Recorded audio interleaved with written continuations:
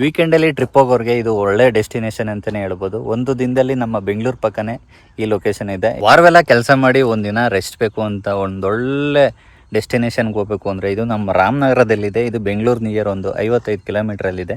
ಇದು ನಮ್ಮ ರಾಮನಗರದ ತಿಮ್ಮಪ್ಪ ಬೆಟ್ಟ. ಇಲ್ಲಿಗೆ ಬಂದರೆ ಒಳ್ಳೆ ನೇಚರ್ ಇದೆ. ಇದೇ ಎಂಟ್ರಿ ಪಾಯಿಂಟು, ನಮ್ಮ ಕೋಟ್ಕಲ್ ತಿಮ್ಮಪ್ಪ ಸ್ವಾಮಿ ಎಂಟ್ರಿ ಪಾಯಿಂಟ್. ಇದು ನಮ್ಮ ರಾಮನಗರದಿಂದ ಇಲ್ಲಿ ಬಂದರೆ ಇಲ್ಲಿ ಡೈರೆಕ್ಟ್ ಎಂಟ್ರಿ ಇಲ್ಲಿಂದ ಸಿಗುತ್ತೆ. ಇದು ಸನ್ರೈಸು ಮತ್ತು ಸನ್ಸೆಟ್ಗೆ ಒಳ್ಳೆ ಪಾಯಿಂಟ್ ಅಂತಲೇ ಹೇಳ್ಬೋದು. ಇನ್ನು 15 ಡೇಸಲ್ಲಿ ಇಲ್ಲಿಗೆ ಬಂದರೆ ಒಳ್ಳೆ ನೇಚರ್ ನೋಡ್ಬೋದು, ಒಳ್ಳೆ ವ್ಯೂ ಸಿಗುತ್ತೆ. ಪ್ಲಾಸ್ಟಿಕ್ನ ಆದಷ್ಟು ಕಂಟ್ರೋಲ್ ಮಾಡಿ ಒಳ್ಳೆ ಪ್ಲೇಸ್ ಬಂದಾಗ ಒಳ್ಳೆ ತಾಟಲ್ಲಿರಿ. ಅಪೋಸಿಟ್ ಬೆಟ್ಟದಲ್ಲೇ ಈ ಚಕ್ರ ತೀರ್ಥ ಲೊಕೇಟ್ ಆಗಿರೋದು ನೋಡಿ.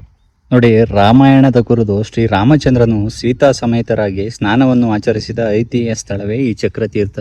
ನೋಡಿ, ರಾಮಾಯಣ ಕಾಲದಿಂದನೂ ಈ ಸ್ಥಳ ಐತಿಹ್ಯ ಪ್ರತೀತಿಯಲ್ಲಿದೆ. ತಿಮ್ಮಪ್ಪ ಬೆಟ್ಟದ ಅಪೋಸಿಟ್ ಬೆಟ್ಟದಲ್ಲಿರೋದು ಆರ್ಗಮದಿ ಒಂದು ಸುಣೆ ಸಿಗುತ್ತೆ.